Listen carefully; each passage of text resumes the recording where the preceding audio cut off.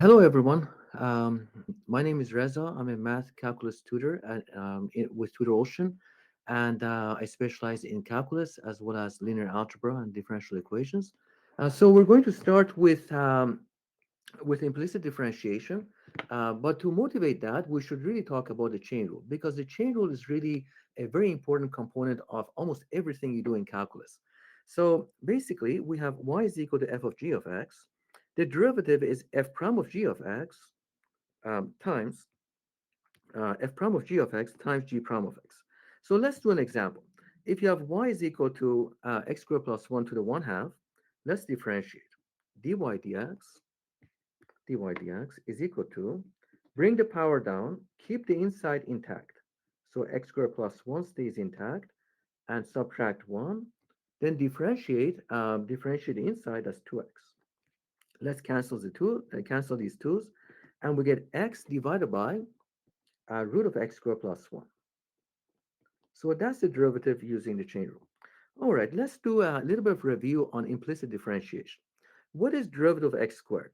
You can see the variables match up. X and x squared basically is the same variable, is 2x. But now, what is derivative of y squared? Well, a lot of students will just say that's 2y, but we actually have to multiply it by dy dx. Why do we do that? That's because of the chain rule. The reason is y is equal to a function of x. So what we really have is d dx of f of x all squared. We have a function of x inside the brackets. That's the inside function. So the derivative would be 2f of x times f prime of x. This is y prime, or dy dx. Now let's do this one. What is derivative of sine x? Derivative of sine x is just cos x. Notice how the variables match. They're both x, but now the variables don't match. You have an x and you have a y. That's where the chain rule activates. That's when we apply the chain rule. It will be cosine y, but make sure you multiply by dy dx. The precise reason, of course, is the chain rule. Now, for this one, derivative of e to the x. Well, that's just e to the x. What about derivative of e to the y? It's e to the y, but don't forget to multiply by dy dx. All right. So let's look at another example. What if you have a product of two things, like x times y? Here we have to use a product rule, but as well as a chain rule. Let's differentiate the first one, derivative of x as 1 times y plus x times dy dx. All right, let's look at another example. So here what we have is x cubed plus y cubed is 6xy. This is known as an implicit equation because it has x and y mixed in inside the same equation. It would be very hard to isolate y in terms of x and then try to take the derivative using the normal rules of derivatives. So we apply implicit differentiation. A good habit to get into is to put an arrow wherever you see a y. This way you count the number of derivatives that you expect to come out post differentiation, because a lot of times students will forget one of these derivatives. So let's differentiate both sides. We have x cubed plus y cubed is equal to 6xy. We will apply the derivative to both sides. Apply the derivative also to right-hand side. All right, so derivative of x cubed, that's going to be 3x squared.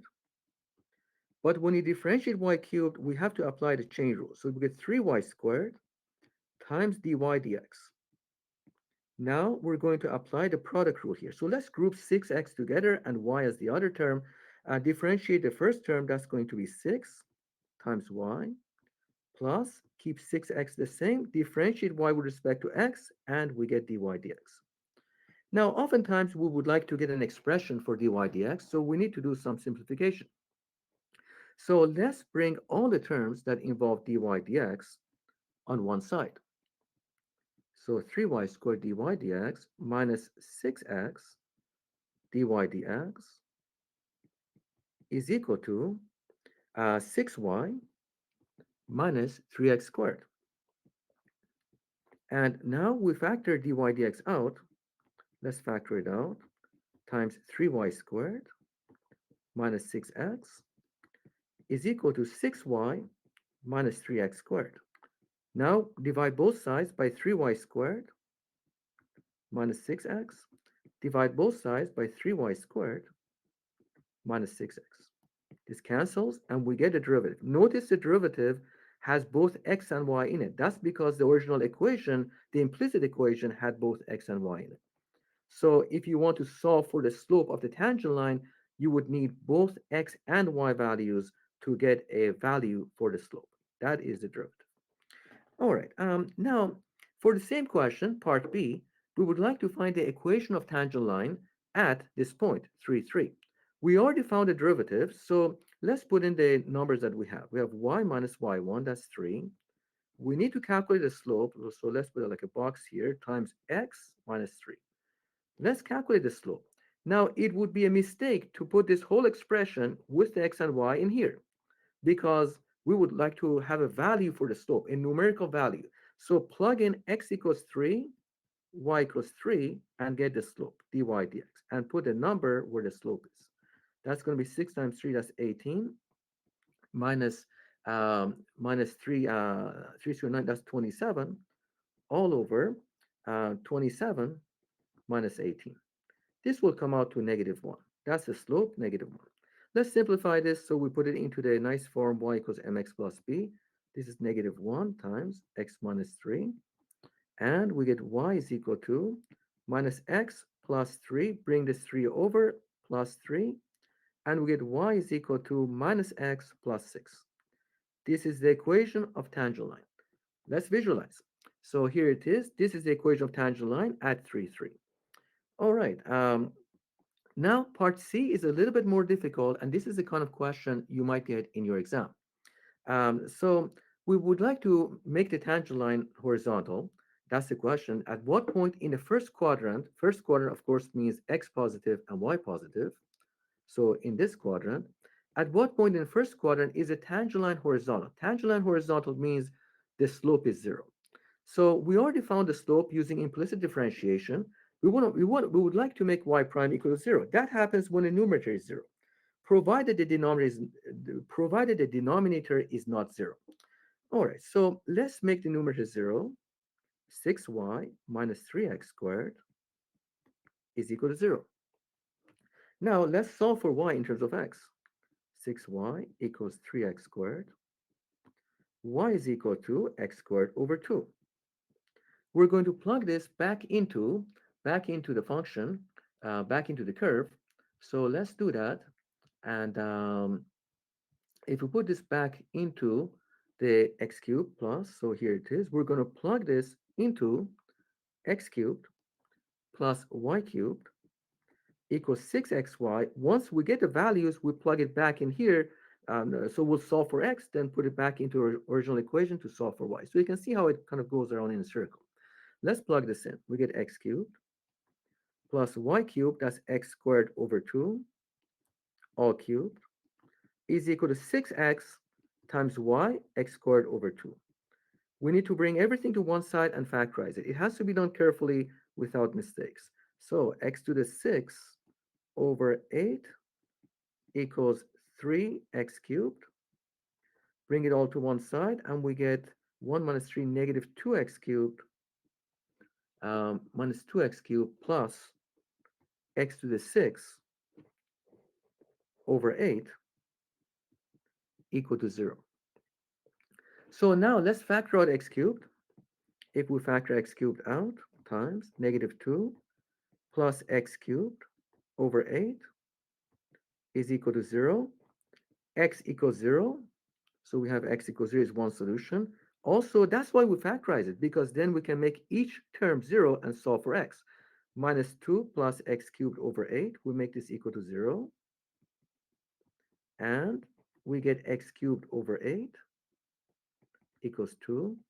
X cubed equals 16. We have two values of x equals 0, x is equal to third root of 16. Let's simplify third root of 16 a little bit using algebra.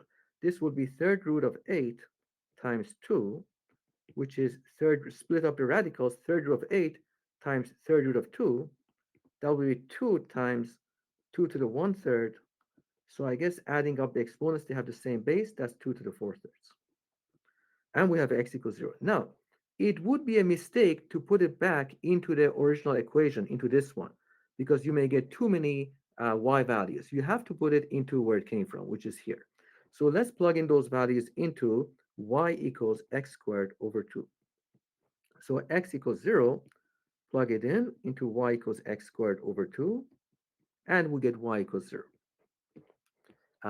And now let's plug in x is equal to 2 to the 4 thirds into y equals x squared over 2. All right, this is 1 half times x squared, 2 to the 4 thirds, all squared.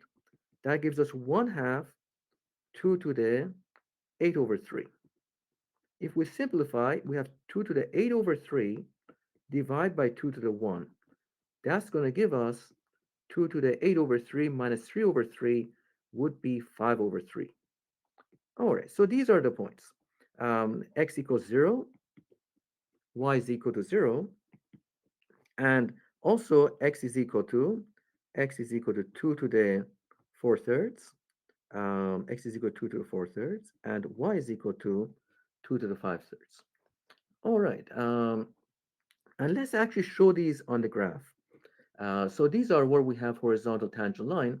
Now, it turns out that it might seem that these are both correct answers where we have horizontal tangent line, but we have to be careful here because you will notice the derivative was dy dx is equal to 6y minus 3x squared divided by 3y squared minus 6x. However, if you plug in x equals 0, y equals 0, the slope will not be 0. The slope will be 0 over 0, which is not permitted, equals 0 over 0. So we have to reject this point.